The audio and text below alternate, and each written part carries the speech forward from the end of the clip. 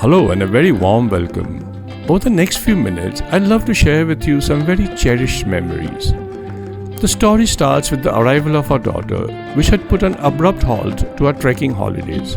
And for 3 wonderful years, the mountain trails had given way to the joys of early childhood. But by her 3rd birthday, the call of the mountains had become strong once again. We had to decide on a trek that was familiar, gentle, and full of wonder. Khirganga fitted the bill. Kasol, a sleepy village in the Parvati Valley with a few scattered homes surrounded by coniferous forest, was our first halt. After a long journey, a cool mountain stream near Kasol offered an idyllic spot to unwind and laze around. Her first brush with mountain life came as she wandered off among some jostling goats, wide-eyed and utterly delighted. Today, Kasol has evolved from a peaceful village to a bustling tourist spot. Manikaran, sacred and serene, marked the end of the road and the start of our trek. Its famous Gurdwara shrouded in a mist rising from the hot springs flowing into the Parvati river. One of us would carry our daughter, while the other, with the help of a local potter, carried the tents, sleeping bags, food and fuel, and all the special requirements of a 3-year-old. The trek began gently with a cool mountain breeze laden with the scent of pine and damp earth. As we trekked up the valley, streams tumbled down from the thickets alongside the trail, while breathtaking waterfalls cascaded down steep cliffs. All the while, the roar of the Parvati River, ever present and wild, with its deep, echoing pulse, accompanied us along the trail.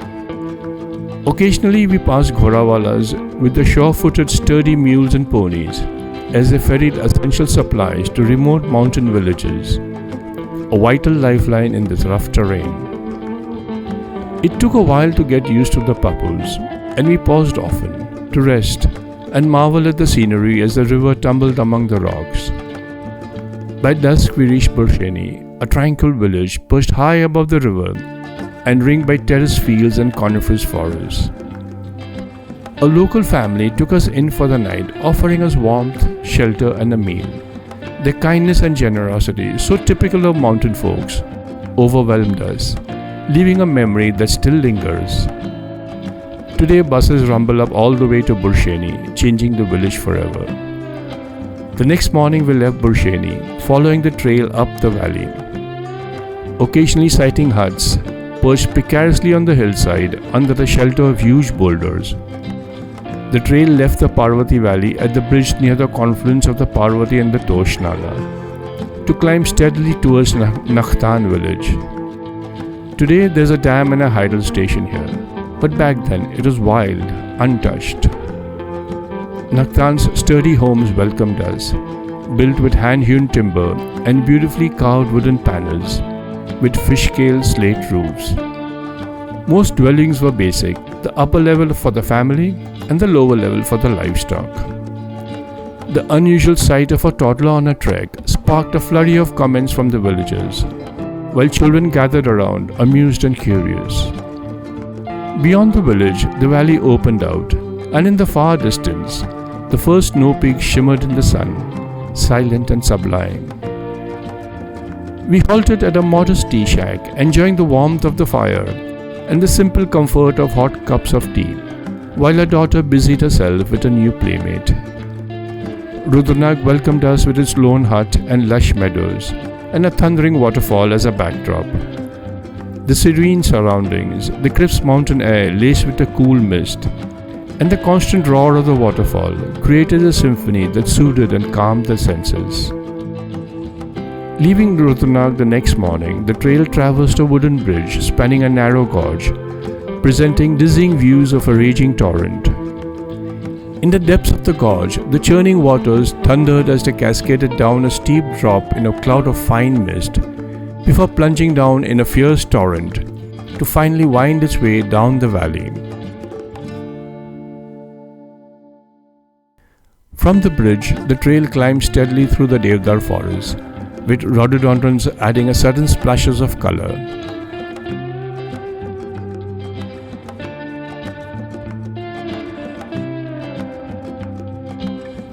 Occasionally fallen trees blocked the trail, forcing us to scramble over them, ever mindful of the little one swaying in the papoose.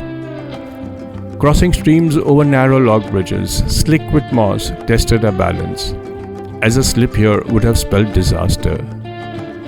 As the day wore on, hunger pangs halted us, and a bottle of milk had to be prepared in the wild.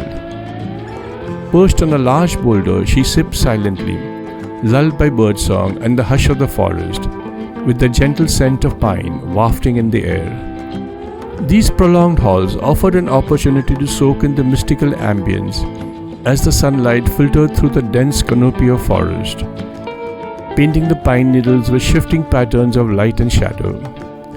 While in the more shaded spots, mushrooms clung to tree trunks, some pale white, the size of dinner plates, while others bright, bulbous and fleshy, creating a surreal scene straight out of a fairy tale.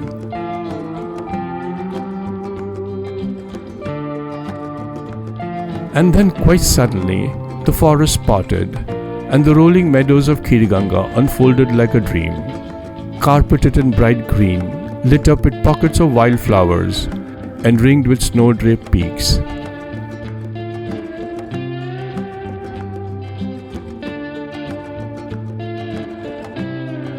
Steam curled up into the air from the hot springs, filling the air with a pungent sulfur odor. A small pond gave us an opportunity to relax in its warm, mineral-rich waters, promising a therapeutic relief to our tired bodies. We pitched our tent near a tea shack while horses and sheep grazed freely on the slopes. Our daughter thrived, adapting effortlessly to the rhythm of the camp life. Days passed exploring the open ridges and meadows dotted with wildflowers, with primulas and irises blooming in patches of moist ground. Our final evening at Khirganga was marked by an unusually beautiful display in the heavens, as the sun set below the far ridges, bidding us a final farewell. On our return, we detoured to Pulga, a peaceful village tucked away in the folds of the hill, savoring our final moments in the hills before starting off on a long journey home. As a final thought, for a 3-year-old, she embraced the mountains with open arms, resilient, curious, and alive to the wonders of nature. And as for us, it marked a new beginning, for now we could chase bigger dreams together.